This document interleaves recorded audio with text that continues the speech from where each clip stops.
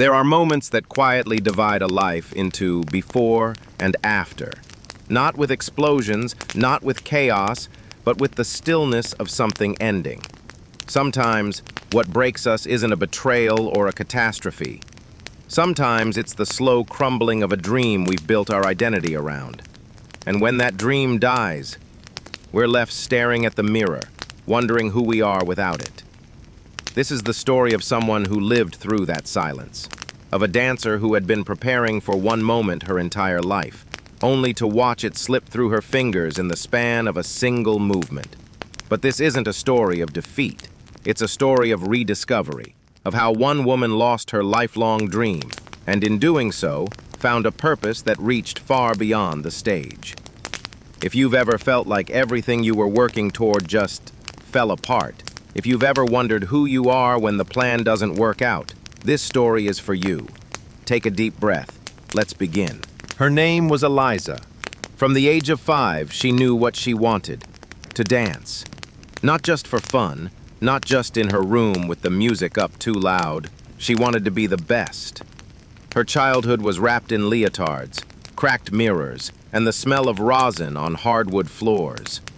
While other kids had sleepovers, she had rehearsals. Vacations were traded for competitions. Birthdays were spent in point shoes. And she didn't mind, because in her mind, the sacrifice was part of the story. She was chasing the spotlight. And one day, it would all be worth it. She trained with the kind of focus that makes time disappear. Hours turned to years. Muscles hardened, movements sharpened. Pain became familiar. Discipline, second nature. She was a rising star, respected, admired, and finally noticed. At 22, she was invited to audition for one of the most prestigious national ballet companies in the country. It was everything she'd ever worked for. One chance, one stage, one final push. She rehearsed like a woman possessed. 3 weeks before the audition, she was in the studio alone, pushing one last run-through. The music swelled. Her body knew the choreography like breath. She leapt into a grand jeté and landed wrong. The sound was sharp, a quiet pop, followed by a scream that didn't feel like hers. Her knee gave out beneath her like it had decided in that moment to stop being part of her body. When she hit the floor, it wasn't just pain she felt, it was fear.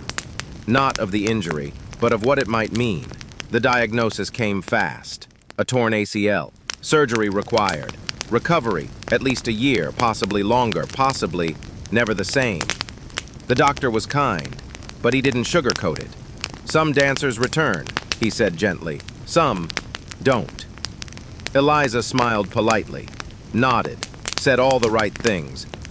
But inside, it was as if her entire world had turned off like a stage light. The next few weeks passed in a fog of ice packs, painkillers, and silence. Cards from fellow dancers stacked on her nightstand. Her phone buzzed with well-wishers, friends, her coach. But she stopped answering. She couldn't bear to say the words aloud.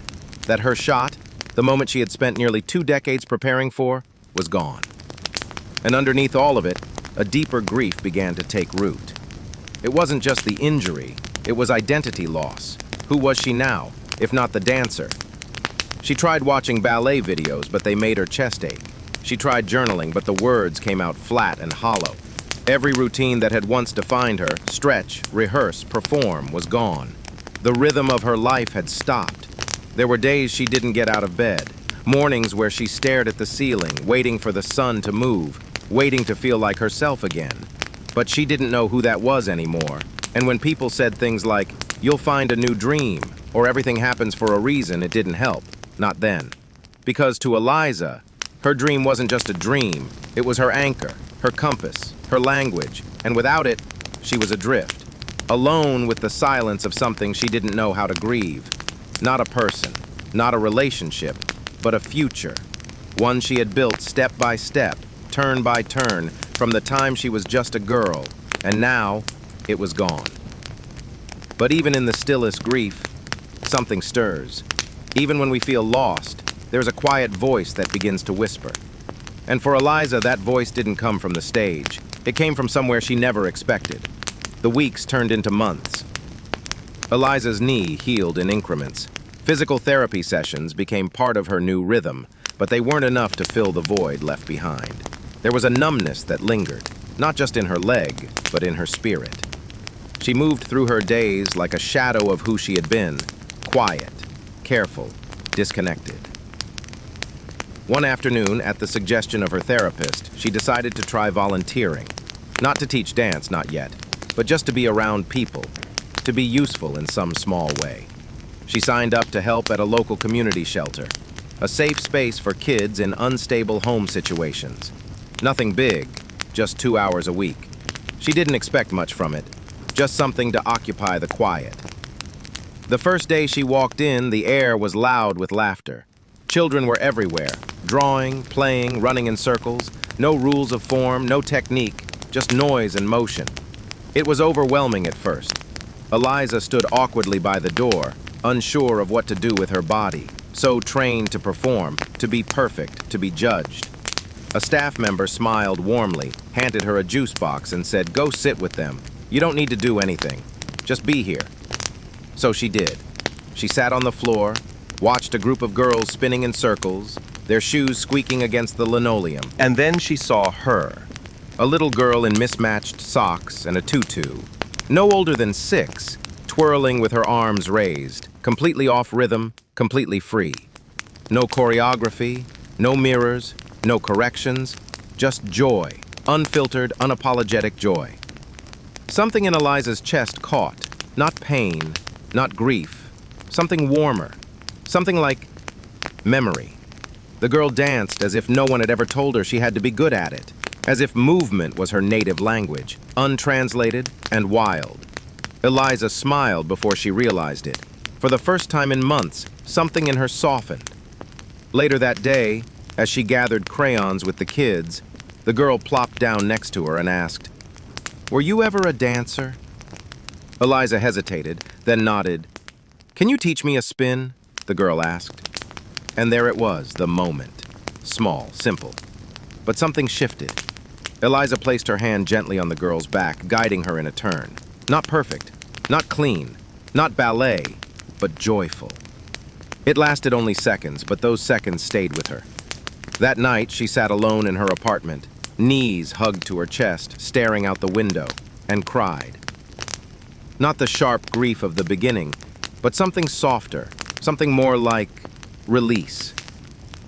She realized something she hadn't dared admit.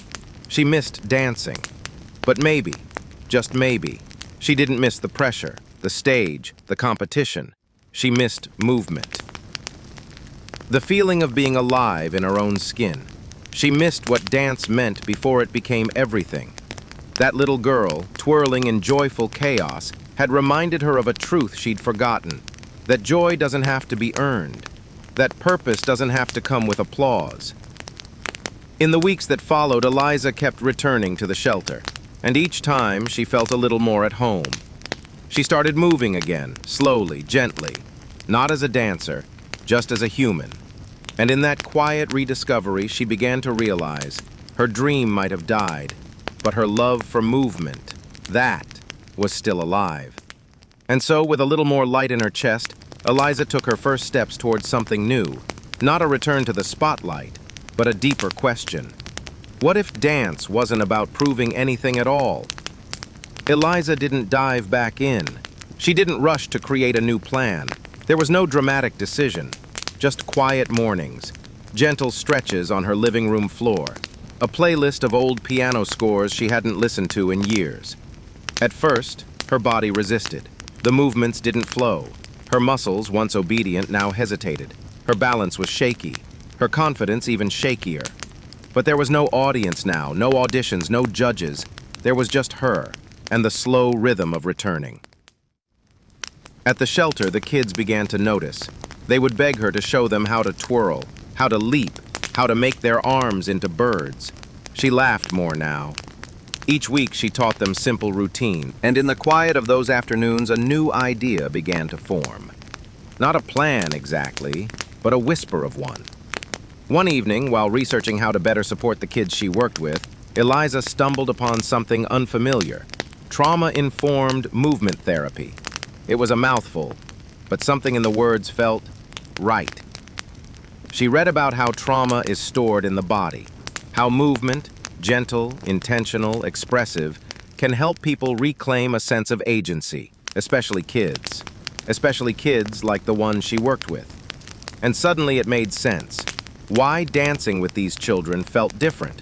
Why their chaotic spins and clumsy hops felt more powerful than any perfect pirouette ever had. This wasn't just about fun, it was about healing. So Eliza enrolled in a weekend workshop, just to learn, just to listen. She sat in a circle of therapists, dancers, educators. She was the quiet one. But when it was her turn to speak, she shared her story. Her fall, her loss, her return. They listened, not with awe, but with understanding. One instructor told her, "Sometimes the people who lose everything are the ones who can give the most." So she kept going. Courses, reading, volunteering, slow, steady steps into a world she hadn't known existed. Not the polished world of theater and technique, but the grounded, human world of care. It was humbling. She was no longer the star dancer. She was a beginner again. There were moments she doubted herself, when she froze in a training session or felt the old ache in her knee return. But something inside her was different now. She didn't quit. Instead, she rested and returned. Again and again, she returned. She learned to teach with her presence, not just her posture. To lead with empathy, not ego. Some days were exhausting. Some days she wondered if she'd ever feel fully whole again. But the kids kept showing up, kept laughing, twirling, trusting. And little by little, Eliza became someone new. Not the dancer she had been, but something deeper. A guide, a witness, a safe place. Growth is not always loud. Sometimes it sounds like breath. Sometimes it looks like a single child learning to spin, not because they have to perform, but because it feels good to move again. Eliza was learning this truth with every class, every misstep, every quiet success. She was still climbing, but this time she wasn't climbing toward a spotlight. She was climbing back to herself. Years passed, but the rhythm of Eliza's life no longer pulsed to the frantic tempo of ambition. Instead, it moved like a steady drumbeat, gentle, consistent, full of purpose. She no longer danced to prove anything. She danced because it healed something, not just in her, but in others. In a quiet part of the city, tucked between two aging apartment blocks, stood a small studio with windows like open eyes and walls painted in soft shades of blue and gold. There was no sign outside, no glossy branding, just a small chalkboard near the door with a message that changed each week. Come as you are. Your body remembers joy. Stillness is a kind of dance. Eliza opened the studio 3 years after her first volunteer class. It wasn't funded by big donors or flashy campaigns. It grew from community, from parents who saw their children change, from teens who found a space where they didn't have to shrink or shout to be seen, from social workers who trusted her with the most delicate stories. Each week, children came through her doors. Some were quiet, some couldn't sit still, some had lived through things no child should have to carry. But when the music started, they softened. They reached out their arms. They moved like waves, like leaves in the wind. Eliza never called it ballet anymore. She called it freedom in motion. The mirrors in the studio were lowered, so even the smallest children could see themselves.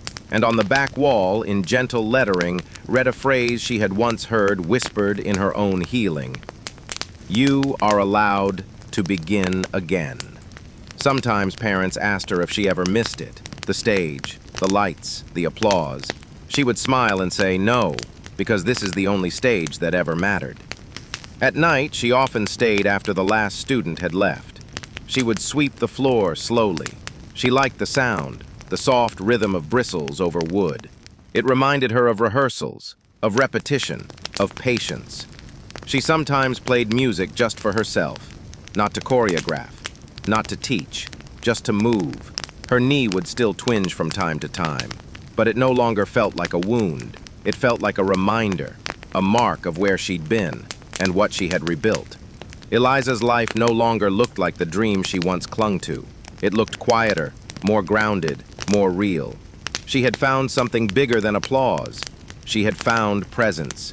She had found purpose. And in every child who twirled, stumbled, laughed, and rose again, she saw the same thing reflected back.